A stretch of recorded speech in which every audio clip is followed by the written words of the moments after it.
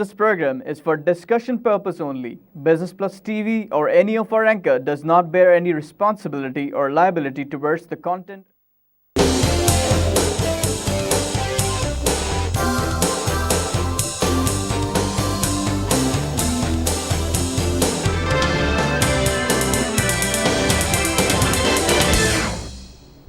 नाजरीन, welcome to the market show. मैं हूं अली नासिर। आज जिन मौज़ूआत के ऊपर हम गुफ्तगू करेंगे, बिलखुसूस सबसे पहले आपके सामने जिक्र करता चलूं कि पाकिस्तान का जो तिजारती ख़सारा है, क्या उसके अंदर इजाफ़ा होगा? अगर उसके अंदर इजाफ़ा होगा तो उसको फिर किस तरह से मैनेज करेंगे? हमारी एक्सपोर्ट्स नीचे की जानिब, इम्पोर्ट्स ऊपर की जानिब। हैरानकुन बात यह है कि ये सब तब हो रहा है जब तेल की कीमत के अंदर इतनी तेज़ी से गिरावट हमने देखी। हमारी एक्सपोर्ट ओरिएंटेड इंडस्ट्री कुछ डिलीवर नहीं कर पा रही, या फिर हमारी लोकल मैन्युफैक्चरिंग इंडस्ट्री इतनी कमज़ोर है कि वो जो चीज़ें मुकामी तौर पर हमें प्रोड्यूस करनी चाहिए वो हम कर नहीं पा रहे, जिसकी वजह से हमें बाहर से चीज़ें इंपोर्ट करनी पड़ रही हैं। मेरे साथ आज बहुत ही अहम मेहमान शामिल गुफ्तगू होंगे। बारहा हमारे प्रोग्राम में तशरीफ़ लाते हैं जनाब शेख फजल जलील साहब, किसी तारुफ के मोहताज नहीं, मारूफ ताजिर व सनतकार। वेलकम करता हूँ सर आपको शो। थैंक यू जी। बराह रास्त सवालों की जाने आता हूँ जनाबे वाला। बात यह है कि हर दफ़ा मैं और आप बात करते हैं, पहले आपका थोड़ा बहुत मुझे ऐसे लगता था कि आपकी आंखों में एक अजीब सी चमक हुआ करती थी। मुल्क के हालात जैसे भी होते थे वो चमक जो है मेरे दिल को भी तरावट पहुँचा देती थी। मुझे लगता था कुछ ना कुछ मसला हल हो जाएगा। लेकिन पिछले चंद प्रोग्रामों से मैं ऐसा देख रहा हूँ कि आपकी तवक्कुआत के अंदर भी अब वो बात नहीं रही। जज्बा शायद मौजूद हो, लेकिन हालात क्योंकि इतने गैर इत्मीनान बख्श हो चुके हैं कि आप जैसे ताजिर सनतकार भी जो हैं दिल बर्दाश्ता हो रहे हैं उन हालात की वजह से।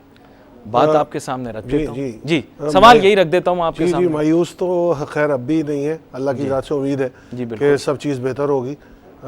जो दुनिया के हालात हैं, जैसे आपने कहा कि दुनिया में तेल की कीमतें जिस तेज़ी से गिर रही हैं, उसी तेज़ी से हमारा तिजारती खसारा जो है वो बढ़ रहा है, हमारी एक्सपोर्ट्स जो हैं वो कम हो रही हैं।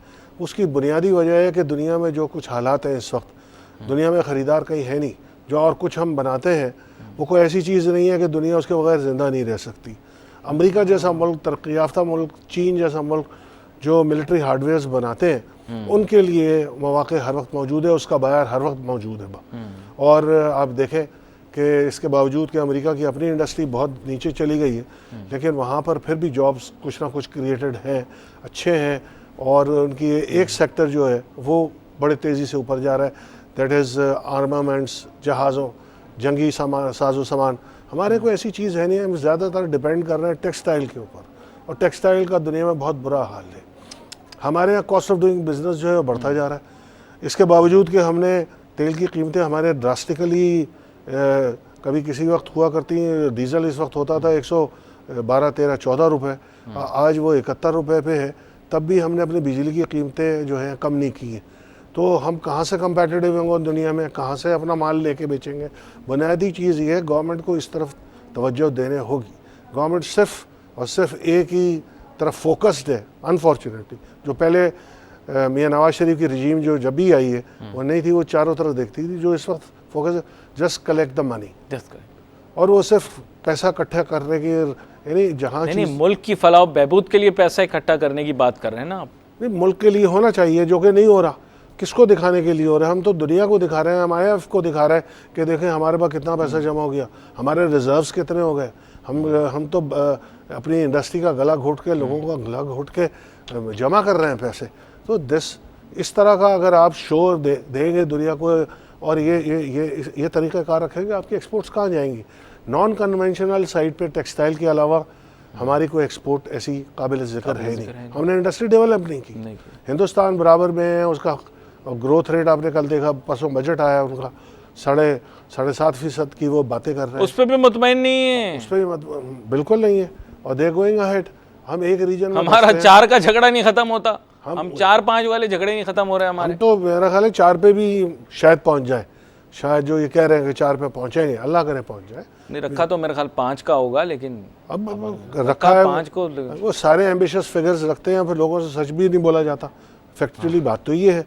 ग्रोथ रेट हमारा जो होगा वो पता लगेगा एंड ऑफ द ईयर। देखते हैं हम क्या कहते हैं, बजट आने दें, क्या ये लेकर आते हैं, लोगों को क्या देते हैं। अभी तो बहुत दूर है, जून की बात है, मई जून की बात है।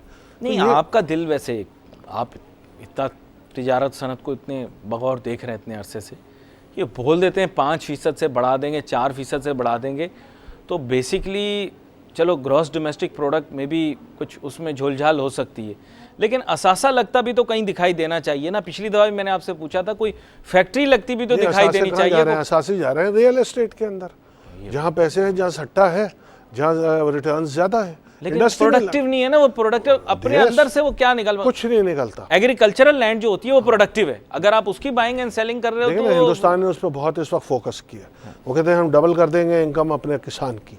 वो किस तरह करेंगे? सब्सिडीज भी दे रहे हैं, उनके यहाँ जो खाद की कीमतें हैं वो हमारे से आधी हैं, और वो उनका किसान और रिसर्च बहुत है। हमारे फी एकड़ पैदावार उनसे कंपैरिजन तो करें। वो जो उनके रिमोट एरियाज़ हैं उनकी हमारे से ज़्यादा है। पंजाब हमारा रिमोट एरिया नहीं है एग्रीकल्चर के अंदर। You can call Sindh and Balochistan and WP, but what about our Punjab? हमारे पंजाब में भी वो उनको कंपेयर नहीं कर सकते जिस तरह वो लेके जा रहे हैं अपने एग्रीकल्चर को, और उन्होंने थ्राइव किया है। चावल की एक्सपोर्ट आपकी जो ट्रेडिशनली आपको बड़ा रेवेन्यू देती थी, वो उसका हाल ख़राब है। वहाँ भी इंडियन मार्केटर्स वहाँ मौजूद हैं और आपसे कम और सस्ता बेच रहे हैं वो, बल्कि आपसे ख़रीद कर मार्केट अच्छी कर रहे हैं वो। They buying your rice and selling with their own brand. Unfortunate है, ये हमारे गवर्नमेंट की आंखें नहीं खोलती। क्या है ये? What are they doing? तो पैसा हमारा इस वक्त जो जा रहा है वो ऐसी मिट्टी में जा रहा है जहाँ से कोई रिटर्न नहीं है। लेकिन मुझे ऐसे भी लग रहा है कि डोमेस्टिक मैन्युफैक्चरिंग इंडस्ट्री के अंदर ज़रूर कोई कमज़ोरी है, जो इतना कुछ हो जाने के बावजूद हमें माल इंपोर्ट करने पड़ रहे तरह तरह के। और आप देखें पूरी कौम, पूरा मुल्क जो है वो टेलीफोन के चक्कर में लग गया। अब ये टेलीफोन के चक्कर के अंदर आई थिंक ये this whole thing has become, मतलब this is suppose to be something that should actually be producing something of practical. मतलब I don't understand people having conversations 24 hours a day is not productive for this country's economy. I don't know, maybe you might have something else to say. It is not productive, rather counterproductive. मैं तो ये कहूँगा। मतलब everyone is looking at their phone. I mean, I don't know that this how could this help in Pakistan economy. बहुत सारा कुछ इसमें waste हो रहा है हमारे नौजवानों का टाइम इसमें ज़ाया हो रहा है। वो किस तरफ निकल पड़े? आपने तो नौजवान कह दिया। हमारे ताजिर सनतकार भी बेचारे आजकल वीडियो गेमों में लगे रहते हैं पूरा दिन। व्हाट्सएप असेंबली मेंबर्स लगे हुए होते हैं। असेंबली मेंबर वो तो फिल्में देख रहे हैं वहाँ बैठ के, आपने देखा नहीं?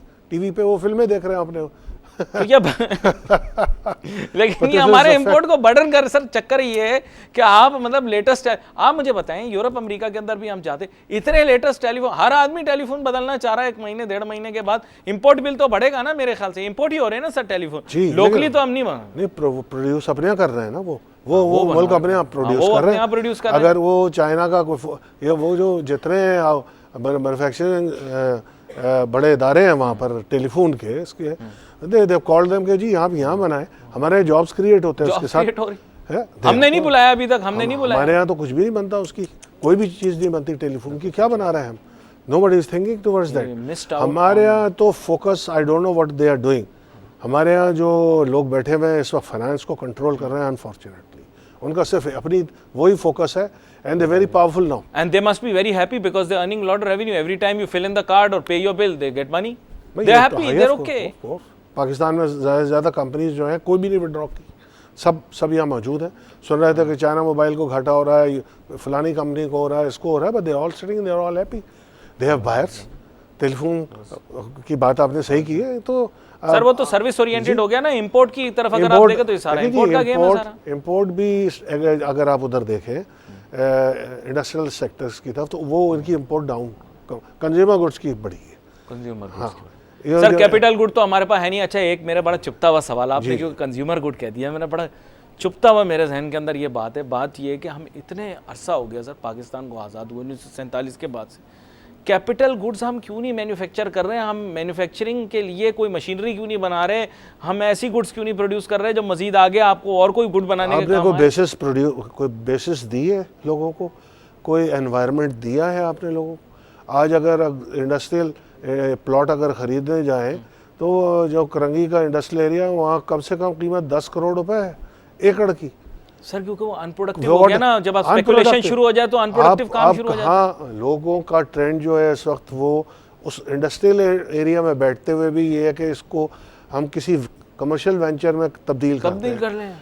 को दुकानें बना लें, को वेयर हाउसिंग कर लें, उसका रिटर्न उससे ज़्यादा इंडस्ट्री से। सर क्योंकि लैंड एंड बिल्डिंग का जो है, जब प्लांट एंड मशीनरी से ज़्यादा रिटर्न हो जाएगा तो फिर प्लांट एंड मशीनरी का कौन बोला? प्लांट एंड मशीनरी तो बनी नहीं रही इस मुल्क में, conventionally we have been importing all this, लेकिन लगती रही हैं प्लांट्स लगते हैं।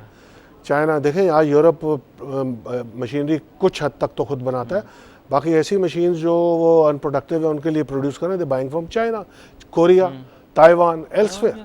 हमने कुछ भी नहीं किया, हमारे बेसिस ही नहीं है। China is a very close friend, हमने उनको भी दावत नहीं दी। हम तो ट्रेन बना रहे हैं, ऑरेंज ट्रेन बना रहे हैं हम बना रहे हैं ग्रीन बसेस, ग्रीन लाइनें बना रहे हैं। ग्रीन बस तो फेल हो गई थी, तो ये सब कुछ हो रहा है। बन रही है। What are you doing? Where are you spending your money? Sir, infrastructure expenditure will lead to better economic growth, ये लॉजिक है उसके पीछे। जी, हम तो अपने जज्बात के पीछे दौड़ रहे हैं ना। हमारे रूलर्स का एक अपने जज्बात है, एक सोच है, they are doing that. Who is looking? वो कहते हैं जी 5 साल गुजर जाएं फिर देखते हैं, लोग खुश हो जाएंगे तमाम खूबसूरत ट्रेनों को देख के और बसेस को देख के, हमें वोट आएगा। Let me give you a shocker. भूख बढ़ेगी। There's 2 export industries that we keep on boasting about, textile and leather and leather बहुत कम है हालत खराब, उतनी थोड़ी है जिस तरह पहले थी, लेकिन टेक्सटाइल और लेदर के बारे में बात करता हूँ। Do you know the shoes in the market, even if they are coming in leather, they are coming from China?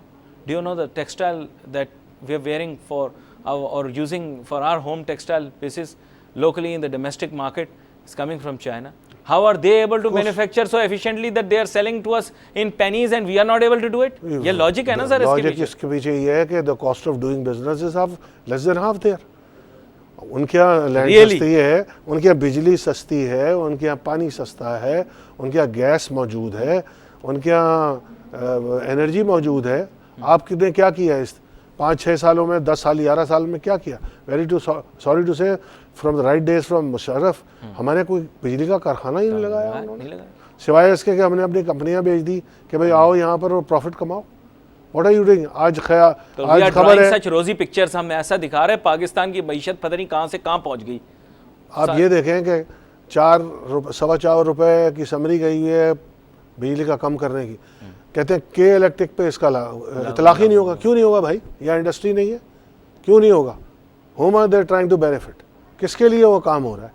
वो कौम को कोई जवाब देने वाला नहीं है कि पंजाब में एल्सवेयर 4 रुपए बिजली सस्ती हो जाए और कराची में ना हो। हम क्या करेंगे? Are we going to be competitive with those people in Punjab? We'll go down and out. This is ये लम्हा फ़िक्रिया है जो लोग कोई नहीं सोच रहा। अनफॉर्चुनेट। सर सोचते हैं बेचारे ताजिर बोलने से डरते हैं और मेरे जैसे मासूम एंकर भी कहने से डरते हैं। ये मैंने तो सारी बात खोल दी। लोग हर चीज़ पे ही आजकल तो नाराज़गी हो जाती है। भाई ये कह दिया ये फलां मुफाद के ख़िलाफ़ है, वो वाला फलां मुफाद के ख़िलाफ़ है।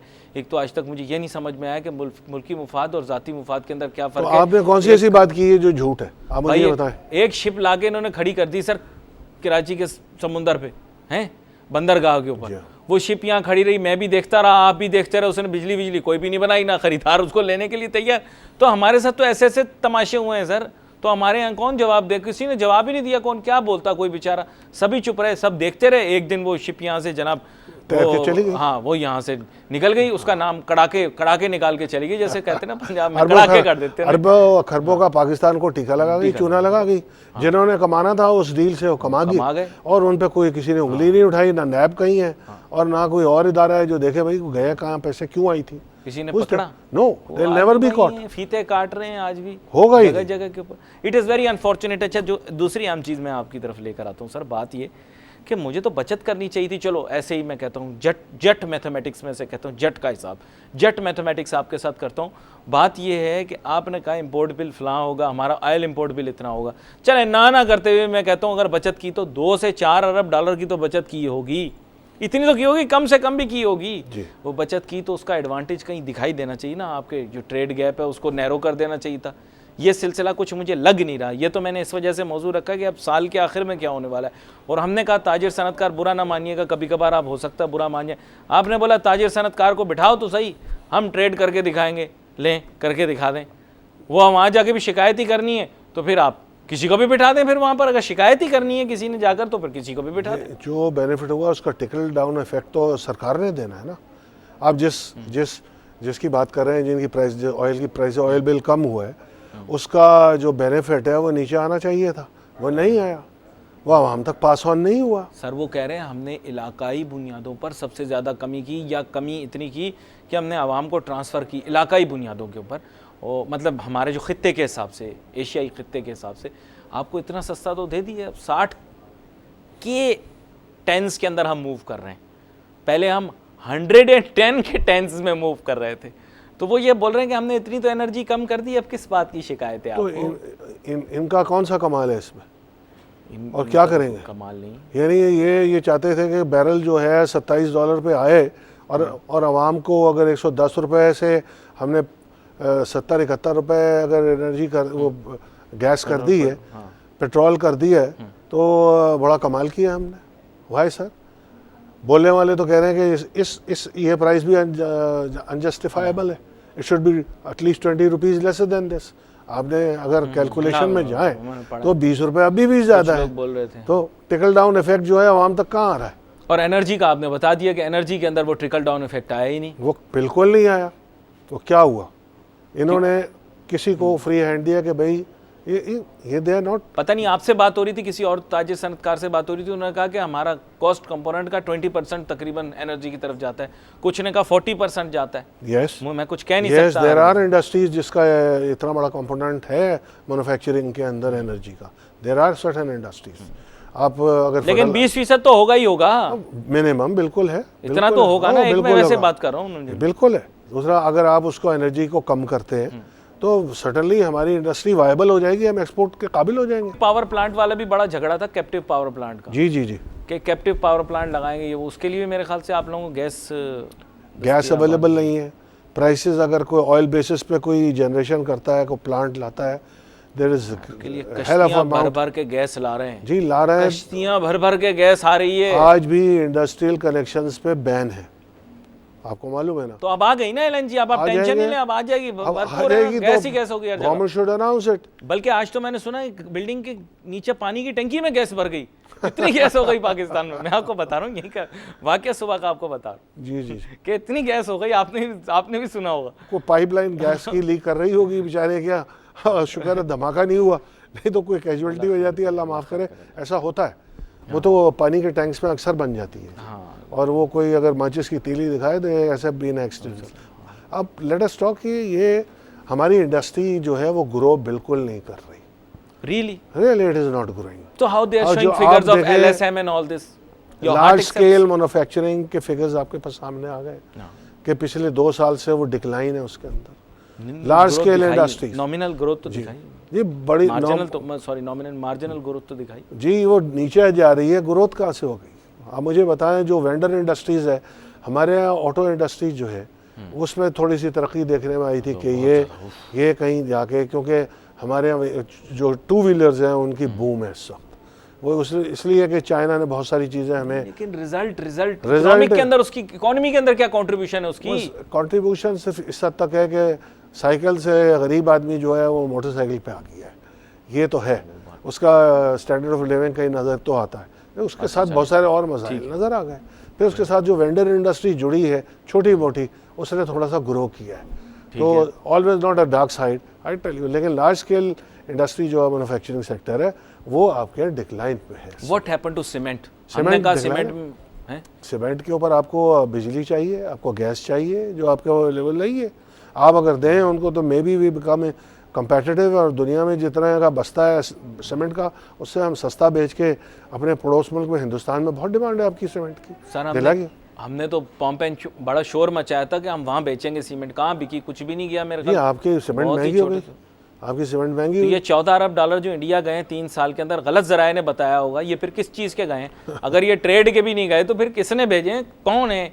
अगर ये झूठा इल्ज़ाम तो मीडिया वालों को पूछे भाई क्यों बात ये फैलाई मार्केट के अंदर। इसके बेसिस क्या है, लेकिन flight of capital from Pakistan है स्टिल। ये खुद भी स्टेट बैंक ऑफ पाकिस्तान ने एडमिट किया है कि we have billions of dollars of flight of capital from Pakistan. Maybe it is going to Dubai, Malaysia जा रहा है, या इंडोनेशिया जा रहा है, या किसी और मुल्क में जा रहा है, लेकिन फ्लाइट ऑफ कैपिटल पाकिस्तान से है। आप सारे राज खोल देंगे आज। जी, ये राज तो सबके हो मालूम है, सबको पता है। बैगों में भी जाता रहा है ये, सूटकेसों में भी अटैचियों में जाता रहा ये पैसा। हाँ, पकड़े गए लोग, वो पकड़े तो गए। ये वो अटैचियों वाले और जो कश्तियों में जो जा रहा है वो हिसाब किताब अलग है, वो बहुत बड़ा है, वो बहुत बड़ा अकाउंट है, बहुत बड़ा खाता है, उसको कोई पकड़ता नहीं। हाँ, ये देखिए सर, ये बातें असल में क्या होती हैं, छुपा दी जाती हैं, लेकिन दरअसल ये मुल्क की मईशत को नुकसान तो पहुंचा रही हैं, हमें खोखला कर दिया। सुबह मैं एक बात कर रहा था कि हमारे यहाँ मेन इशू जो हर्डल लोग कहते हैं बिजनेसमैन, क्योंकि ये बिज़नेस का एक हिस्सा है, इंपोर्ट एक्सपोर्ट कैसे बढ़ेगी जब तक कि करप्शन ख़त्म नहीं होगी। कुछ लोगों का कहना ये है कि करप्शन कम हो गई है। अब करप्शन कम हो गई, ये क्या, it's a very relative term. आप बताएं, आप बतौर एक सनतकार, कि क्या वाकई में आपने नो सर, कोई ऐसे सब्सटैंशियल फ़र्क नहीं पड़ा करप्शन? हाँ, वादे आवाज़ें बहुत सारी आ रही हैं, ख़त्म हो गई, ये हो गया, आपके सामने रोज़ाना एक नया स्कैंडल खुलता है। अब क्या इसके बारे में ज़रूर हम बात करते हैं, एक छोटी सी ब्रेक ले लेते हैं, ब्रेक के बाद वापस आते हैं, अपनी गुफ्तगू को जारी रखते हैं। Let's take a short break.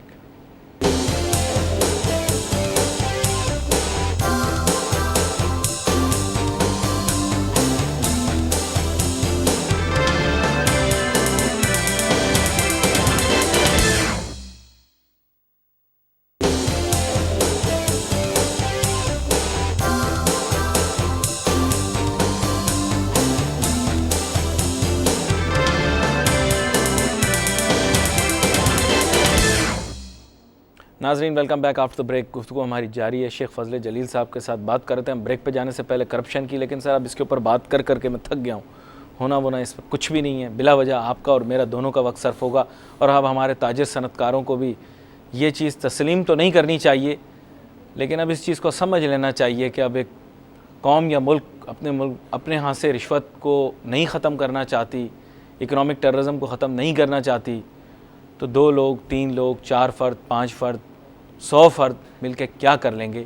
शिकायत ये सब करते हैं, लेकिन अब इन लोगों ने तस्लीम कर लिया। अल्लाह माफ़ करे, मैं इस गुनाह का मुर्तकिब नहीं हो सकता कि मैं कह दूं कि रिश्वत लेने देने का सिलसिला अच्छा है, लेकिन अब ये लोग तुले हुए हैं, तो अब क्या करें। अब आप बताएं। आपने 70 साल में उसको इतना परवान चढ़ाया, तो वो लोगों के खून में रच बस गई है, उसमें कैसे साफ़ करेंगे आप? ये सारा गंद एकदम तो साफ़ नहीं होगा। तो इंडस्ट्रियलिस्ट की सबसे पहली कंप्लेंट ही यही है सर, बिजनेसमैन की सबसे बड़ी कंप्लेंट ही यही, मैं कारोबार नहीं करूंगा, यहाँ पे हालात ठीक नहीं। अच्छा, दूसरे मुल्क में जाते हैं, वहाँ पे लेन देन नहीं होती, वहाँ पे इनका बिजनेस फेल हो जाता है दूसरे महीने। पाकिस्तानी अगर कोई जाता है कि किसी को कहता है कि भाई मेरे साथ पाकिस्तान में आके कारखाना लगा दो, वो तैयार तो होता है कि यार मैं तैयार हूँ तुम्हारे साथ लगाने के लिए, जो करप्शन है उस मुल्क के अंदर उसका क्या बनेगा, उसका क्या होगा, ये वो लोग बोलते हैं। बिल्कुल फॉरेन इन्वेस्टर, फॉरेन इन्वेस्टमेंट जो आप बात कर रहे हैं डायरेक्ट फॉरेन इन्वेस्टमेंट की, वो तो बहुत ही दूर की बात है। मेरे जैसा अगर कोई आदमी जाए वहाँ और उससे कहे कि भाई लेट अस शेयर दी इक्विटी, हमारा शेयर ये है, तो वो सबसे पहले मुद्दा जो रखता है वो कहता है यार तुम्हारे तो करप्शन की इतनी आवाज़ें हैं, मैं कहाँ से सर्वाइव करूँगा, तुम कैसे वो हमें सवाल करता है तुम कैसे सर्वाइव कर रहे हो भाई। This is a fact. और ये परसेप्शन आपकी बिल्ड हो गई ओवर दीज ईयर्स। आप देखा, आप खुद अलान आप टीवी शोज़ रात को देखते हैं, एक से एक बढ़ के वो दास्तानें जो चल रही हैं करप्शन की, मैंने छोड़ दी देखना, अब मैं रेसलिंग देखता हूँ भाई, अगर हम लड़ाई देखनी है तो रेसलिंग देख लेता हूँ मैंने अब शाम के देखना छोड़ दी। जी हाँ, लेकिन मैं ये आप जो बात कर रहे थे, ये बड़ी अहमियत की हामिल है कि फॉरेन डायरेक्ट इन्वेस्टर जो है वो एकदम घबरा जाता है, बोलता है भी आपके मुल्क के जो हालात है पहले ये तो हल कर लो, फिर उसके बाद हम आएंगे। सबसे बड़ा इम्पेडिमेंट जो है वो उसके सामने आता है जी रिश्वत। कोई मैंने सुना था, दिवस आई एम पर्सनली एक्सपीरियंस, एक इटालियन थी एक कंपनी जो यहाँ पर सिंध में आपका सॉलिड वेस्ट जो है उसको मैनेज करने के लिए आ रही थी, और somebody, I don't want to name any government now, any official of it, वो जब ये लेकर आया, he told me directly, ये इटालियन की बात कर रहा हूँ मैं, उन्होंने बताया कि जी हमने तो ट्रक्स भी खरीद लिए थे, और जब यहाँ आए तो उन्होंने कहा जी इतने करोड़ रुपए हमको आपको देने पड़ेंगे before you enter this venture. He withdrew, कहा जी मैं बस यानी अब भी वो बड़ा क्यूरियस है, वो एंशियस है कि यार पाकिस्तान जैसा मुल्क है जहाँ इतनी बड़ी आबादी है, Italy is a small country. Let us have some venture. They want to come, but looking at these corruption, उससे भाग जाते हैं लोग। क्या करेंगे आप? किसको सुना कोल वाले भी आए थे इसी तरह? कोल वाले भी आए थे। वो तो आपने सुना होगा, दास्तान मैंने भी सुनी है। आपने भी सुनी है और मीडिया पे भी बहुत हाईलाइट हुई है। उसका क्या बना? किसी से पूछगछ हुई कि भाई क्या हुआ, ये चले क्यों गए ये बिजली क्यों नहीं बनी, बिजली क्यों नहीं बनी? ये जो हम डॉक्टर समर मुबारकमंद साहब के मॉडल मुबारकमंद को लेकर आ जाते हैं और कहते हैं जी कोल फील्ड्स की गैसिफिकेशन। तो भाई अगर इतने बड़े फील्ड्स हैं आपके पास कोल के, तो गैसिफिकेशन उसको किसी सूरत में लाके हम पाइप में भी ला सकते हैं, मेरा ख्याल है कहीं तो ला सकते हैं, कहीं आगे ले जा सकते हैं उसको। बिजली तो हमारे में बन सकती है, तो हम क्यों नहीं बना पा रहे? कोई जवाब हमारे पास है नहीं। कोई जवाब हाँ, किस चीज़ का एक्सप्लोर क्यों नहीं किया? हमारे पास किसी सवाल का जवाब नहीं होता, लेकिन सवाल बहुत से होते हैं, जवाब हम लोगों को कोई भी नहीं मिलता। जी देखें ना जी, जो आपके यहाँ वाटर रिसोर्सेज हैं। सर एक खादिम का एक सवाल भी बीच में ना रह जाए, बड़ी आम सवाल। सर आपके पास एक बहुत बड़ी सोने की कान निकल आई थी, वो एक्सपोर्ट के ज़ुमरे में आ जाएगी ना, तो एक्सपोर्ट के ज़ुमरे में आएगी। आपके अपने मुल्क के अंदर तो इतनी खपत है नहीं, तो मुझे ये बताइएगा कि ये जो आपकी रिकोडिक थी जिसका हमने शोर मचा दिया था कि दुनिया की पता नहीं कौन से, एक तो हम दुनिया के पता नहीं कौन से नंबर पे आ जाते हैं ना, फ़ौरन दूसरे पहले नंबर पर आ जाते हैं। तो वो जो सोना था 200 अरब डॉलर का, भले सालाना बुनियादों के ऊपर 2 अरब डॉलर भी जा रहा होता तो एक्सपोर्ट में शामिल होता, कहाँ है सर वो एक्सपोर्ट के अंदर क्यों नहीं दिखाई दे रहा? रिकोडिक का सोना, जो सैंडिक का सोना, रिकोडिक का सोना, और फिर उसके बाद नाच गाना, वो उस हद तक ही थी। हमने कोई उसके लिए उसको साफ करने के लिए कोई प्योरिफिकेशन के लिए कोई प्लांट तो यहाँ लगाया नहीं। हम सिर्फ मिट्टी की सूरत में उसको भेज रहे थे। वो चाइना जा रही थी, मेन बायर बस चाइना, और शायद ऑस्ट्रेलिया भी इंटरेस्टेड था इसके अंदर, जो सुनने में लेटर ऑन द चाइनीज के अंदर। लेकिन आपने देखा कोई सब्सटेंशियल उसका कंपोनेंट कोई हमारी एक्सपोर्ट में देखा हमने? उसकी कोई रिफाइनरी नहीं लगी ना, उसमें वो वहीं का वहीं पॉलिटिसाइज हो गया। 200 अरब डॉलर का खजाना मिल गया, तो 200 अरब डॉलर का अगर खजाना मिल गया तो पहले तो उसे बेचा, उसके अलहदा पैसे आए सर, उसको फिर एक्सपोर्ट दिखाया। सर आप मुस्कुरा रहे हैं, मैं आपको बता रहा हूँ, पहले वो असासा निकल आया ना, वो स्टेट का असासा हुआ, मेरा आपका असासा हुआ। वो पहले तो उसको बेचा हमने, जी बेचा, और उसके बाद फिर एक्सपोर्ट में दिखाया उसको। दोनों चीज़ें जी इतना सोना जो है किसी रूलर को, हमारे हुक्मरान को मिला, और वो उसने खुद बुर्द कर दिया। ऐसी खबरें भी आई, वो कहाँ दब गई फिर पता नहीं लगा। वो जो रेकोर्डिक के मिट्टी के नीचे ही दब गया सारा मामला। अब किस स्टेज पे नोबडी नोज इट।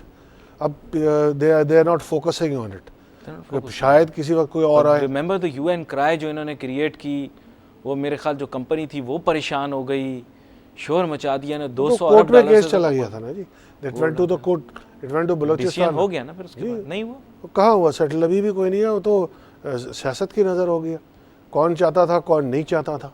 फिर बलूचिस्तान के अपने हालात भी ऐसे हों, कोई आके वहाँ इन्वेस्टमेंट करे और वहाँ रिफाइनरी लगाए, इसमें कोई शक नहीं कि वो बहुत बड़ा रिजर्व्स है वो हमारे पास।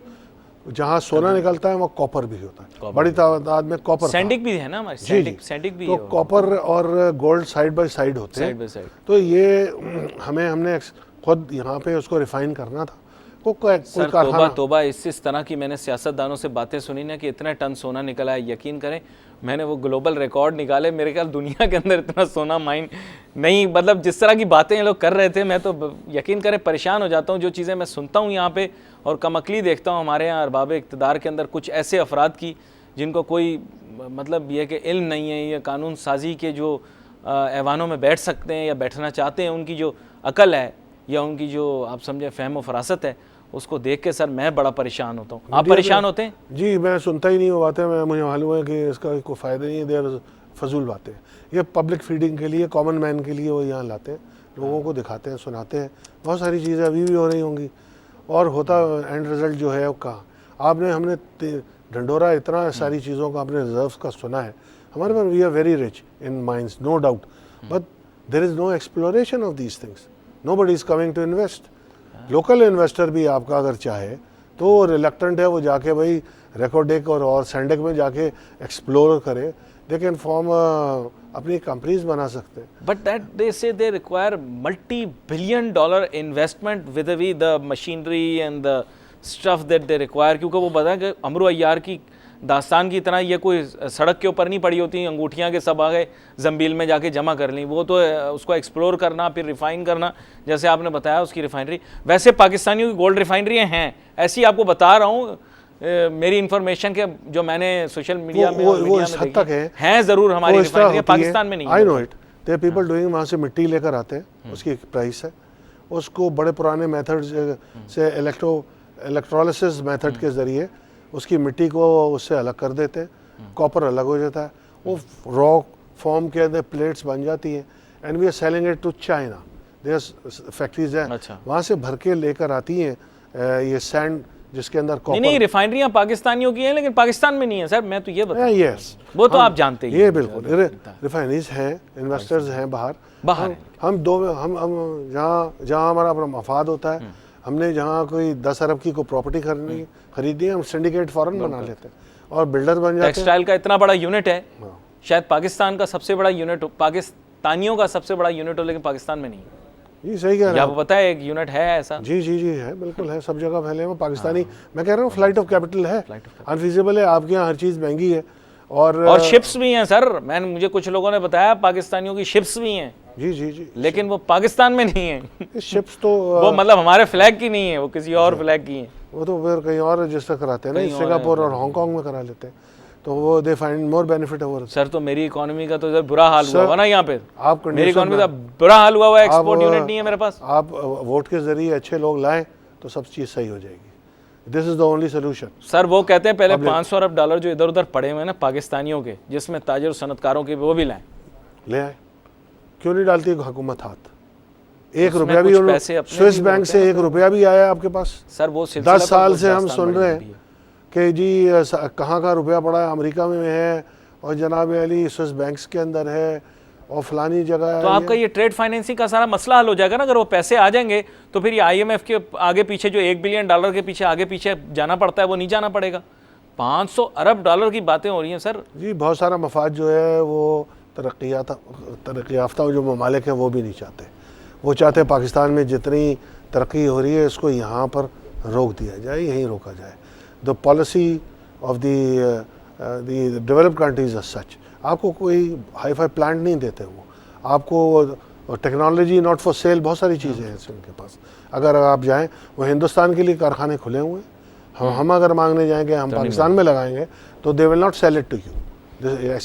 ऐसी पाबंदियाँ मौजूद हैं उनके यहाँ। सर मैं एक छोटी सी चीज़ आपसे कहना चाहूँगा, कुछ कंपनियाँ ऐसी मशीनरी तैयार करती हैं, ताज़ा मशीनरी तैयार करती हैं, हमारे लोग उनके पास जाकर कहते हैं कि हमने लोन की एप्लीकेशन में लिखा हम नई मशीन लेंगे। ऐसा मैंने सुना है, गलत भी हो सकता है, कि लोन की एप्लीकेशन में लिखा है कि हम नई मशीनरी ख़रीदेंगे लेकिन आप हमें 2 नंबर पुरानी मशीनें दे दो, हम आपकी रसीद दिखा के माल उनका लगा देंगे। ये हुआ पाकिस्तान? वो होता है, बिल्कुल सही कह रहे हैं ये होता है, ये तो देखें बिल्कुल होता है, और बैंकों की मिली भगत से होता होगा, और वेरी सॉरी टू से। तो लेकिन वो फाइनेंशियल इंस्टीट्यूशन जो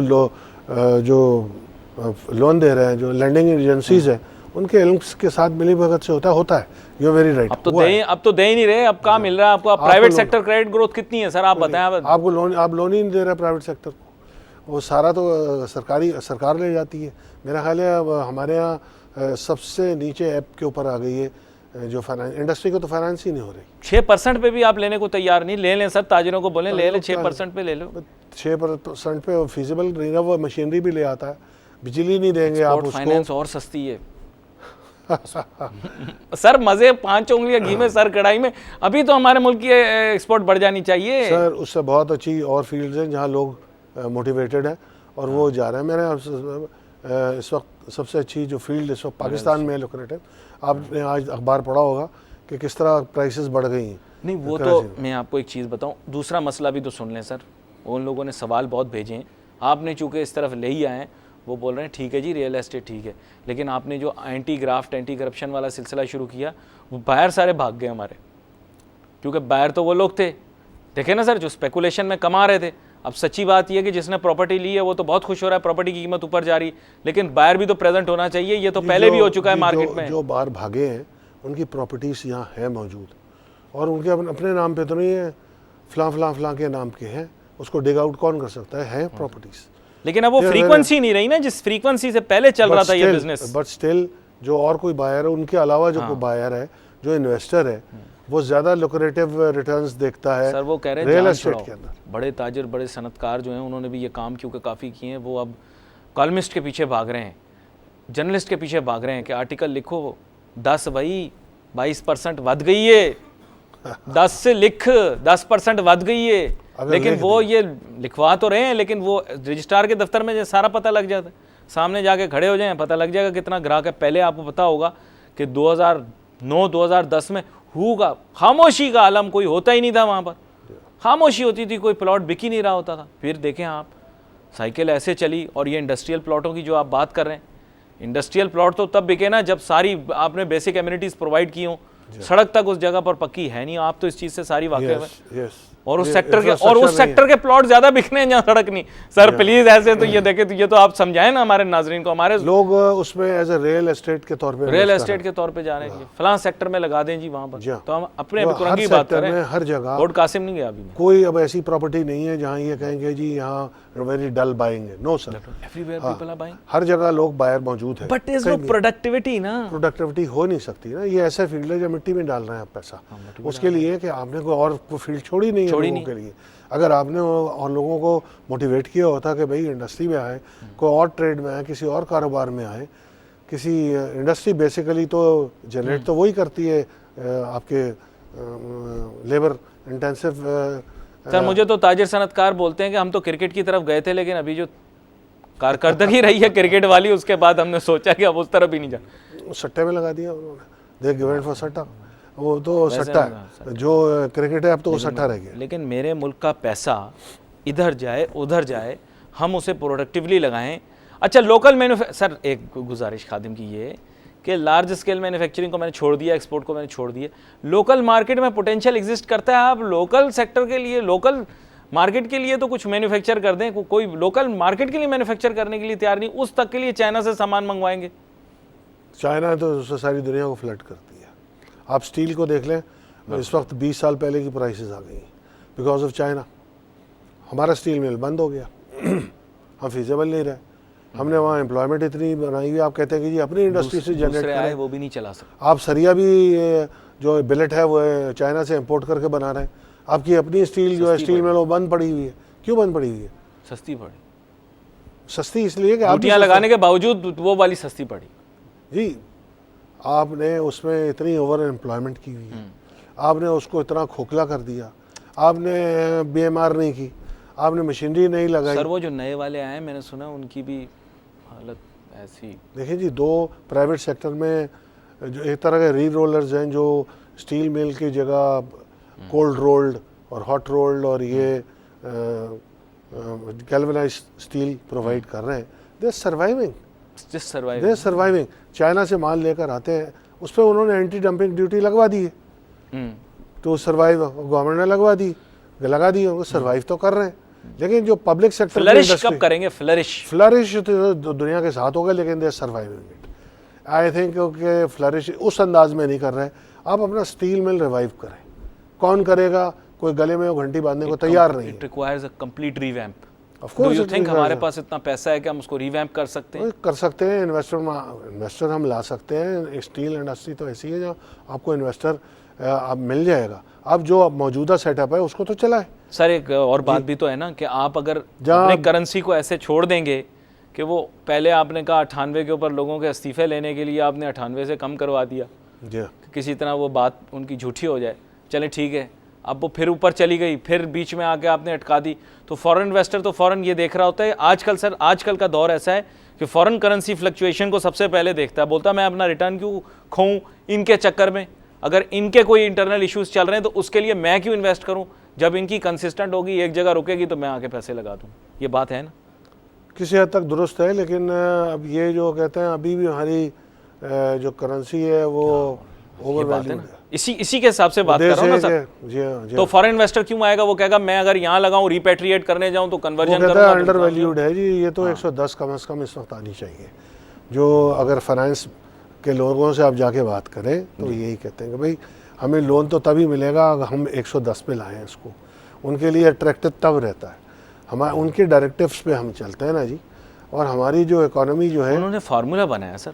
फार्मूला उनका ये इंटरेस्ट रेट डिफरेंशियल की बेसिस के ऊपर ये होगा, वरना तो आर्बिट्राज शुरू हो जाएगा। तो वो आपको कैसे इजाज़त दे दें कि आप दुनिया की मईशत के साथ प्ले करें? वो तो नहीं करने देंगे। आप उस पोजीशन में है भी नहीं है ना। हम बहुत छोटा मुल्क है, हमारा मुल्क है हाँ, लेकिन छोटे मुल्क भी बहुत अच्छा परफॉर्म कर रहे हैं आपके सामने कर रहे हैं, लेकिन हम नहीं कर रहे। तो वो वही मैं कह रहा हूँ ना, अभी जैसे उन्होंने फिगर दिए कि वो ऐसी फिनोमिनल ग्रोथ तो नहीं दिखाएंगे, लेकिन इन हालात में भी वो ग्रोथ दिखाएंगे। दूसरे भी और ममालिक हैं, वो भी कह रहे हैं हम ग्रोथ दिखाएंगे। एक हम अकेले चौथा बड़ा मुल्क पता नहीं घी उगाने वाला मुल्क, पता नहीं कौन सा तीसरा बड़ा मुल्क आटा उगाने वाला मुल्क, चौथा बड़ा मुल्क गंदम उगाने वाला मुल्क।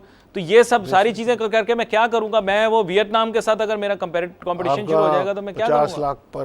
50 लाख टन इस वक्त गंदम जो है आपके स्टॉक में है। छठा बड़ा, सुन लें तीसरा भी, सॉरी मैं आपको इंटरप्ट कर रहा हूँ, आज की ताज़ा खबर है, छठा बड़ा मुल्क दूध पैदावार करने वाला 90 किलो रुपए दूध।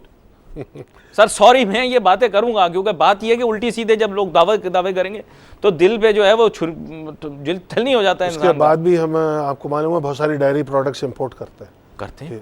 हम खुश दूध सारा मंगाते हैं, हम बच्चों का दूध सारा बाहर से मंगाते हैं। बस ये तो आपने और हम छठा कैसे हैं और कहाँ है, किधर है भाई? कुछ भी नहीं किया। निकले थे, जी हाँ, निकले थे इंटरनेशनलाइज होने के लिए, गाने भी चलाए थे टीवी के ऊपर कि हम इंटरनेशनलाइज हो जाएंगे। किसी मुल्क में इंटरनेशनलाइज नहीं हो सके, यूएई की मार्केट टैप नहीं कर सके, मलेशिया जाने के शौकीन थे, वहाँ की पैकेजिंग आप देखें, दूध ऐसा देखें, खालिश दूध, मज़ा आता है। उसकी मार्केट को कहाँ एक्सप्लोर किया? भले छठे बड़े दूध पैदावार करने आपने एग्रीकल्चर पे भी फोकस पूरी तरह नहीं किया ना जी। आपके यहाँ जो जानवर हैं, जो एनिमल्स हैं दूध देने वाले, वो उनकी प्रोडक्ट कम है, वो उनकी इंपॉर्टेंट पॉइंट आपने बिल्कुल कम है। हमने उस तरफ कोई तवज्जो नहीं दी। जैसे यील्ड होती है ऐसे यहाँ पर ये होती है, उसकी यील्ड बहुत ही कम है, लो है। लेट अस से इट इज अ यील्ड। किसी कंपनी ने शुरू की थी, एक फॉरेन कंपनी ने गायें वगैरह इंपोर्ट करके लोगों को बेचनी शुरू की थी। उसका हशर ख़राब हो गया और लोग उनको लेके बैठ गए। ऐसे उनके तहफ़्फ़ुज़ात थे कि जी अब हमें सुना यहाँ वाली वहाँ गई थी, वो सही चल गई। क्रॉस ब्रीडिंग यहाँ वाली लेकर गए थे वहाँ, वो क्रॉस ब्रीड होके चल गई। हमारे पास जो आई वो पता नहीं चली नहीं। सर वो सर्द मुमालिक देखें, ये सब लॉजिक है। वो कहते हैं जानवर जिधर का है वहाँ का, ये भी बात है सही जी। ये तो किसी हद तक एक्लेमेटाइज होने में टाइम लगता है, लेकिन जब आप क्रॉस करते हैं लेकिन वो फिर आपको वायबल है। पंजाब की हद तक कुछ किया है, सिंध में तो हमारे कोई काम ही नहीं हुआ। सिंध में एग्रीकल्चर बिल्कुल डम एंड डफ, बिल्कुल यहाँ पे कोई काम नहीं हो रहा। कोई लोगों को इन्फॉर्मेशन नहीं है, कुछ पता नहीं है। कन्वेंशनली पता नहीं एग्रीकल्चर डिपार्टमेंट हमारा इस गवर्नमेंट के नीचे सो रहा है, किसान को कोई अवेयरनेस नहीं है, वो उसी पे बैठा हुआ है। उसकी आउटपुट देखें क्या है। पंजाब में है तरक्की हुई है। पीपल आर टेलिंग मी कि इतने ज़्यादा मैकेनाइज्ड मेथड्स अब आ चुके हैं, ऐसी इरिगेशन का मेथड आ गया है। और अगर बात करें, मेरा शोबा नहीं है एग्रीकल्चर का, लेकिन मैं छोटा सा ग्रोअर हूँ मैं भी, लेकिन मैं देखता हूँ कि जो फॉरेनर्स आते हैं वो कहते हैं you are wasting your land. आप क्या कर रहे हैं? कन्वेंशनल चीज़ें आप लगा रहे हैं, गंदम क्यों लगा रहे हैं, आप चावल क्यों लगा रहे हैं, वैल्यू एडेड प्रोडक्ट्स आप क्यों नहीं लगा रहे हैं? हमारे को अवेयरनेस कहाँ है? कोई आगे Australian was once with us, उसने कहा जी ये तो गलत कर रहे हैं, क्या कर रहे हैं? हमारे अगर 6 इंच का, कोरियन कहने लगे हमारे 6 इंच का घड़ा खोदे, वहाँ घास नहीं उगती, आपके 6 फुट वहाँ फसल हो जाती है 6। तो ये बहुत बड़ा फ़र्क है। We are wasting our land. There is no directive for every grower के लिए कहाँ है डायरेक्टिव? उसको कोई रिक्वायर्स अ पॉलिसी। मतलब बात कहाँ से चली, कहाँ से कहाँ पहुँच गए, लेकिन वक्त हमारा मुख्तसर होता है, हमेशा की तरह ख़त्म हो गया। और ख्वाहिश यही थी कि आपके साथ मज़ीद गुफ्तगू होती रहती। शेख फजल जलील साहब बड़े अहम मौज़ूआत के ऊपर बड़ी खुल के गुफ्तगू हुई और आपका बहुत शुक्रिया, आप तशरीफ़ लाए। नाज़रीन, आने वाले दिनों के अंदर इसी तरह के माशी मौज़ूआत लेकर आपकी खिदमत में हाजिर होते रहेंगे। आज के लिए अली नासिर को, हमारी टीम को इजाज़त दीजिए। अल्लाह हाफ़िज़।